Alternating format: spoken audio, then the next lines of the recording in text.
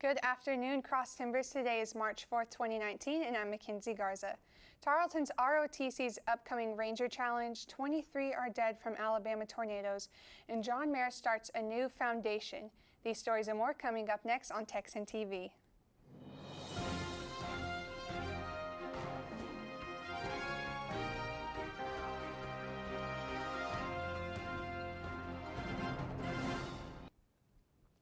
In campus news, Tarleton ROTC hosted a junior ROTC drill meet at Tarleton, and they want you to know about their upcoming Ranger Challenge. Quanecia Fraser has more. Thank you, ma'am. For junior ROTC students like Jessica Saraceros, months of hard work and practice finally paid off on Friday. It's a way for me to get to know my cadets, especially on the team. We get closer, we hang out more, and it just inspires camaraderie within the battalion. Army, Air Force, and Navy JROTC programs from different high schools in Texas took part in drill and ceremony competitions, along with several other events. Unarmed exhibition, that is my favorite phase because I love our routine that we've developed throughout the years. The drill meet was judged and coordinated by Tarleton's ROTC cadets. Not only is Tarleton ROTC judging this competition, but they also want to get the word out about the Ranger Challenge, which takes place next month in West Point, New York. Army ROTC is a commissioning source for Army officers in college, and within that source of an organization is a smaller group within the larger group that has a special skill set. Austin Laughlin is a senior criminal justice major and the current MS4 platoon leader for the Ranger Challenge. It's infantry basic skills, it's Ranger basic skills, it's teamwork to the maximum, it's leadership to the maximum. The Ranger Challenge, also known as the varsity sport for ROTC, involves various competitions, including rifle marksmanship and a 10-kilometer road march. It's working together towards a common goal through various extremely difficult physical, mental, and leadership challenges. Laughlin says he's beyond proud to compete alongside fellow ROTC cadets in this year's competition. At Tarleton State University, I'm Quanecia Fraser, Texan TV News. Tarleton ROTC won last year's regional competition, beating well-known schools like Baylor and Texas Christian University. In more campus news, Tarleton's own Haven Medj competed in the richest two-day rodeo event this past weekend at AT&T Stadium in Dallas. Medj competed all last week in a tie-down roping event in the Cowtown Coliseum, advancing through the semifinals events. Medj had a shot at the $1 million purse Saturday, but unfortunately his calf did not stay tied the required 6 seconds, resulting in a no time. In local news, according to the Stephenville Empire Tribune, Somerville County Fire Chief Mark Crawford reflected on an accident that happened 31 years ago and almost took his life. Crawford was severely burned on February 21, 1988, while he was fighting a large grass fire. In addition to his burns, he had over a dozen surgeries, including one that was the first of its kind that took over 13 hours. He's now a fire chief for 15 years, and his son wants to follow in his footsteps. According to more local news, the Stephenville Empire Tribune, grab your pennies and head to the Recreational Hall on March 9th at 6 p.m. The Stephenville Zonta Club is having their 22nd annual penny auction to raise money for local scholarships. Betty Chu says their scholarships are so important. They offer a variety of scholarships to high school and college students. There will be close to 200 items available for auction, and make sure you bring your appetite because they will have food and drinks available for purchase. And now today's Texas, national, and international news from the Associated Press. In state news, a South Texas man was sentenced to 50 years in prison for killing his wife in 2017. Alvaro Mata Jr. fatally shot his wife for not allowing him to look at her phone. 2 of their 4 sons witnessed the altercation.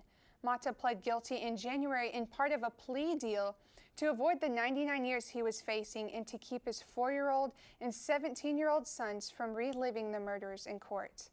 Also, the Texas Associated Press Managing Editors presented its 2018 Journalism Awards at its annual convention over the weekend at AT&T Convention Center in Austin. Winners were also announced in the Headliners Excellence in Journalism competition. In national news, Sunday, March 3rd, a tornado struck the state of Alabama, killing 23 people, including children. So far, rescuers researched for victims as their homes smashed into their foundations, shredded metal dangling from trees, and dead animals lying in the open. Lee County Sheriff Jay Jones says it looks like someone almost took a giant knife and scraped the ground.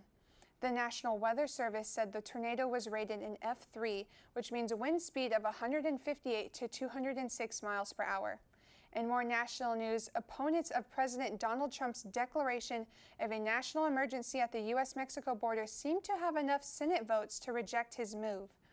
The House voted to derail the action, and if the Senate follows later this month, the measure would go to Trump for his promised veto.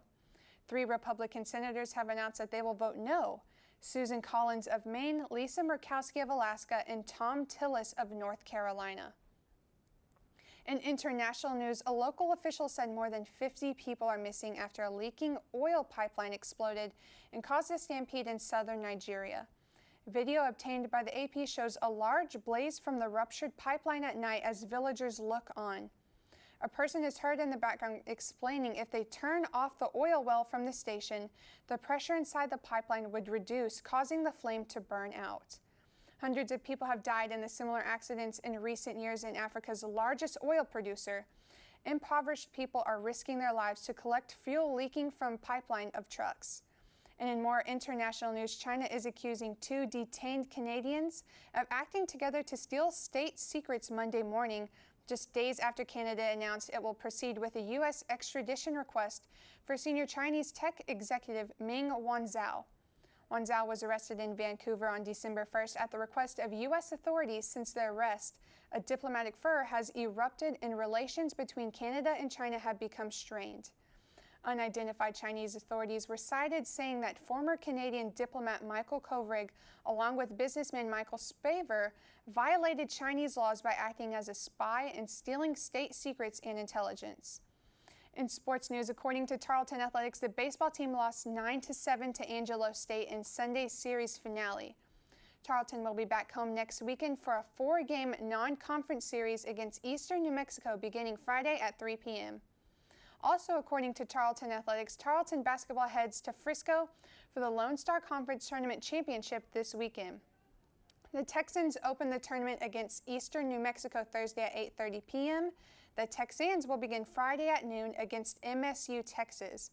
The Texans are primed for returning to the NCAA postseason tournament by sitting at number 5 in the latest regional ranking, but the men's team will need to win the tournament to return to the national postseason.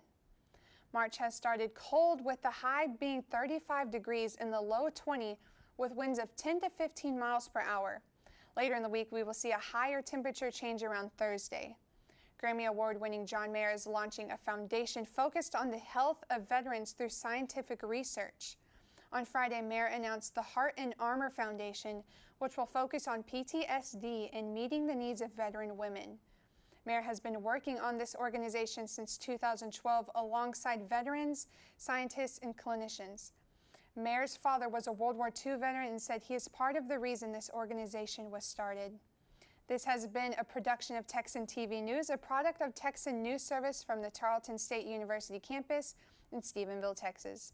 Watch us live on Apogee Channel 2.1 in the dorms at 12:30 weekdays, and if you live off campus, tune in on Northland Cable Channel 9. You can follow the Texan News Service on Facebook, Twitter, and check out our website at www.texannews.net for all of your latest local, state, and national and international news. Today's broadcast was produced by our Texan TV staff. Have a wonderful day, Texans.